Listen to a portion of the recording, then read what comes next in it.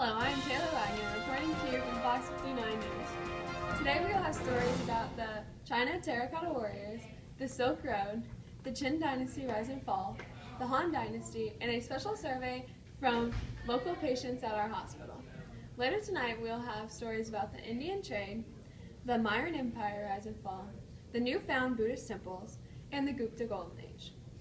These stories will be reported by Mia Del Vecchio, Haley Rowland, Marissa King, and Story Sanders. And now reporting about the Terracotta Warriors is Marissa King.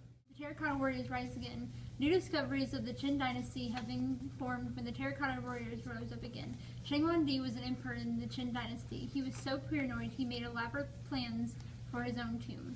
This included 7,000 terracotta warriors. The terracotta warriors were even built with unique chariots and horses. They each had a unique face, and hands were built to hold weapons. And now to Mia Del Vecchio reporting about the silkworm. Silkworms got out. It was said that two priests carrying canes had worms inside of their canes. It shows something about the security system, right? China will not be the only one with silk now because of these two priests. You'd think priests would be good, but I don't know about these ones. And now to Taylor Wagner reporting about the rise and fall of the Qin Dynasty. The Qin Dynasty ruled from 221 BC to 206 BC, finally gained their power during the Warring State period, winning the battle as a silkworm devours a mulberry leaf, said a Chinese historian. After their emperor Shi Hindi died in 210 BC, many civilians started to rebel because of harsh policies, forced labor, and high taxes. Many nobles also started claiming their land, which led the Qin Dynasty to fall.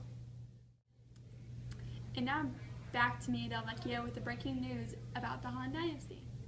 Because of Confucius, the filial piety was put in place. It means the obedience to parents and grandparents. Not only did children have to obey them, but serve for them. Fathers arranged a marriage and jobs for their sons. Just a reminder, women did not have privileges and they were less status than men. Women barely received education or own property. One woman who we know who achieved status in the Han Society was Ben Zeho. She wrote poems and essays. One was titled The Lessons of Woman. We remember her because she calls for harmony between husbands and wives, and that was very unusual at that time. And now live to Taylor Wagner reporting about the new patient survey of the new hospital. Hello, I am with Fox 59 News, reporting about the newest acupuncture treatment going on at the new Han Dynasty Hospital. Today we are with the first patient to go under the new acupuncture treatment. Hello, what is your name? Story Sanders. How was your experience at the newest hospital? I never thought that having so many needles in you at one time could actually make the pain go away. What did you like most about the new hospital?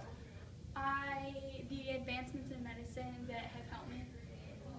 Would you like to share anything with the new viewers? Come to the hospital and get at least 100 needles in you. Next to Marissa King with the trade in India. Trade in India has been increasing lately due to the Silk Road. The Silk Road led the markets from all the way from the Mediterranean Sea to Africa. They exchanged goods such as cashmere, cotton, ivory, and spices. They traded actively by sea and used monsoons so they could drift.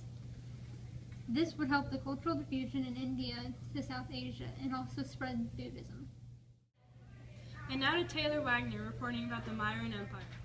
The first ruler of the Mauryan Empire was Chandragupta from 321 BC to 301 BC. Shortly after taking power, he created a massive army with 600,000 soldiers and thousands of chariots and war elephants. With this mighty force, he started taking over northern India. By 303 BC, the Mauryan Empire controlled North India and what is today Afghanistan. After Chandragupta, his son held power, and then his grandson Ashoka. After Ashoka's death in 232 BC, the empire started to decline. Ashoka's son fought for power, but the central control weakened and distant provinces started slipping away. After the last emperor died, the empire collapsed, ending the 140 years under Myron control. Now to Haley Rowland with the newfound Buddhist temples. Breaking news. A tiger led officers into a forest where they discovered Buddhist temples. Can you believe that a tiger found that? They thought that there was only one temple, but behind the first temple that was found, there was multiple others. Inside the temples were murals of Indian people, amazing sculptures and statues, columns, and many arches. Now back to Haley Rowland with the Gupta Golden Age. Ending tonight's show, I will be talking about the Gupta Golden Age. The main features of the Gupta Golden Age were art and architecture and science and technology. Art and architecture was very important because it focused on the Hindu and Buddhism religion, and many times for the architecture they built religious temples, and they had paintings and sculptures inside that represented the religions. For science and technology, they mainly used iron, which was a huge advancement for them, and they also updated the modern math system. They made many improvements on medicines through plants and minerals, and they were able to identify 7 new planets. This is it for tonight. Thank you for watching. I'm Mia Del Vecchio working with Fox 59 News.